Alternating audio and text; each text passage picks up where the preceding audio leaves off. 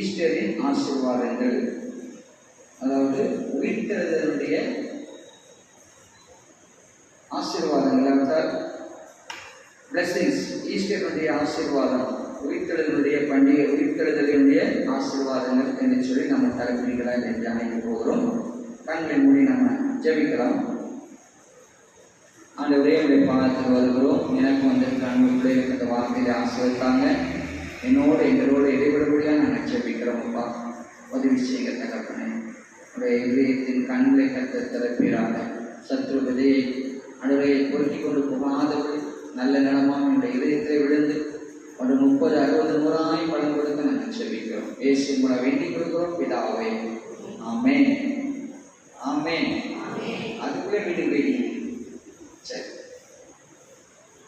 ஒருத்தர் இந்த மாதிரி சர்ச்சு முடிஞ்சவொடனே பாஸ்டரை பார்த்து கேட்டாரு, எப்போ பாருங்க நான் வரும்போதெல்லாம் ஈஸ்டர் குறித்தே நீங்கள் பிரசங்கம் பண்ணுறீங்களே அப்படின்னு சொன்னார். அப்படின்னு என்ன அர்த்தம்? நீராஜ மாதிரி சொல்கிறாங்க, கரெக்டாக. என்ன அர்த்தம்? வருஷத்துக்கு ஒரு முறை தான் சொல்லுங்க சர்ச்சுக்கு வர்றாருன்னு அர்த்தம். அன்பு தேவ பிள்ளைகளே,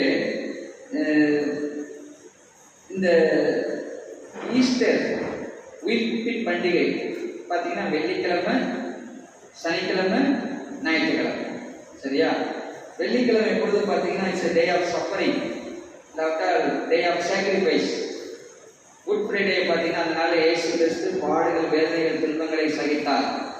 அதே போல நம்முடைய வாழ்க்கையில் கூட பார்த்தீங்கன்னா ஒரு கஷ்டமான காலங்கள், மனவேதனையின் காலங்கள், அந்த இதயத்தில் ஏற்பட்ட காயங்கள், வியாதியின் அழுத்தம், மன அழுத்தம், வேலை ஸ்தலங்களில் வியாபாரங்கள் நமக்கு ஏற்படுகிற வேதனைகள், குடும்ப பிரச்சனைகள், இதெல்லாம் ஒருவேளை இட்ஸ் லைக் குட் ஃப்ரைடே. ஒருவேளை நம்முடைய டே ஆஃப் சஃபரிங்கை நாம் வைத்துக் கொள்வோம். அடுத்து சாட்டர்டே வந்து டே ஆஃப் சைலண்ட். ஆண்டவர் மௌனம் காக்கிறார். ஆண்டவர்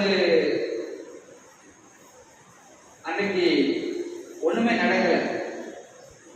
ஒருவேளை அவரை விசுவாசித்தவர்கள் ஒரு பெரிய எதிர்பார்ப்போடு காத்திருப்பாங்க. ஆண்டவர் நாளைக்கு வீட்டில் போறான்னு சொல்லிட்டாங்க. அவங்க அதெல்லாம் மறந்துட்டாங்க.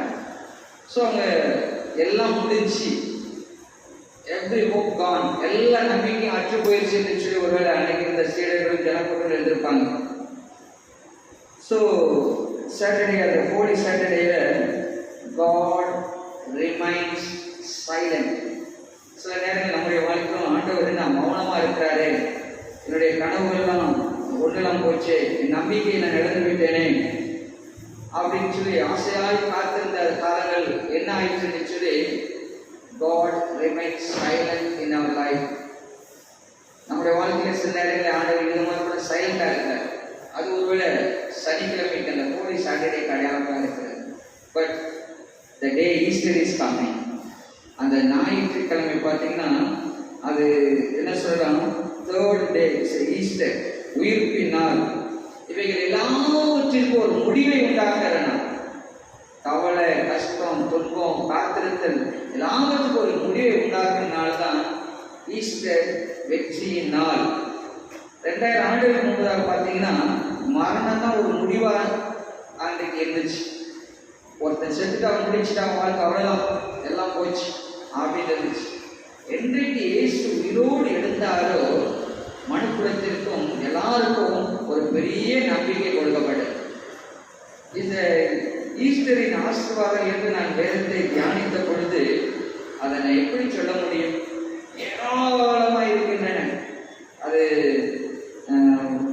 பார்த்தீங்கன்னா அது இறையியல் பூர்வமாக இருக்கிறது. அதுக்கப்புறம் அது வந்து வேதத்தின் அடிப்படையிலே பாவத்தில் ஏற்பட்ட காரியங்கள், நித்திய வாழ்வில் உண்டான நன்மைகள், இந்த பரலோக ராஜ்யத்தில் ஏற்பட்ட காரியங்கள் ஒவ்வொன்றா எடுத்தால் நம்மளுக்கு அந்த ஆசீர்வாதங்களுக்கு அளவே இல்லை. இன்னைக்கு சிம்பிளா ஒரு 3 காரியங்களோடு பகிர்ந்து நான் வாஞ்சிக்கிறேன் என்று சொன்னால், உயிர்த்தெழுதலிலே பெரிய காரியங்கள் நடந்திருக்கிறது. அதை இறையியல் நாம் பார்க்கலாம், நம்முடைய பரலோகத்தின் நன்மைகளாக பார்க்கலாம். அடுத்து நிறைய கான்செப்ட் அதில் இருக்கிறது. இங்கே வேதம் சொல்லுகிறது 1 கொரிந்தியர் 15 1 Corinthians 15 3 முதல் 6 வரை நான் உங்களுக்காக வாசிக்கிறேன். எல்லாம் எடுத்துக்கொள்ள. 1 Corinthians 15 3 முதல் 6 வரை.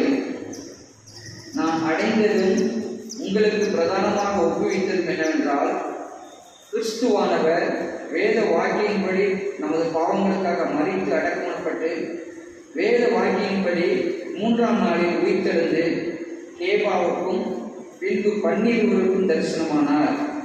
அதன் பின்பு அவர் 500 பேருக்கு அதிகமான சகோதரருக்கும் ஒரே வேளையில் தரிசனமானார்.